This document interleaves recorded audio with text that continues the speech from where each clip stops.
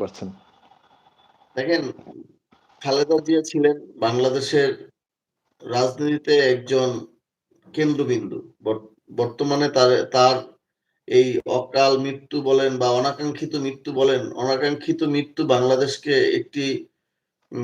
একটি নেতৃত্ব শূন্য জায়গায় নিয়ে গিয়েছে। তিনি ৩ বারের প্রধানমন্ত্রী। তার অভিজ্ঞতার ঝুলি আপনার আমার চাইতে বা আমাদের যারা বিশ্লেষক আছেন বা যারা আমরা গবেষণা করি, চিন্তা করি, হ্যাঁ, তাদের অনেকের থেকে তার বাস্তব অভিজ্ঞতা আরো বেশি, অনেক বেশি অ্যা বা অনেক বেশি আপনার পরিপক্ক।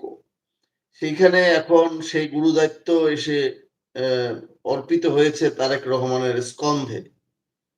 এখন তারেক রহমান কখনো রাষ্ট্র পরিচালনা করেননি। কিন্তু রাষ্ট্র পরিচালনা রাষ্ট্রে পৃষ্ঠে তারেক রহমান অতীতে জড়িত ছিল।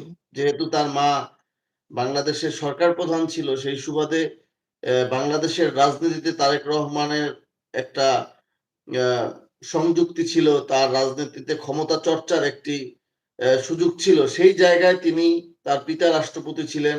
তার মা ৩ বারের প্রধানমন্ত্রী ছিলেন।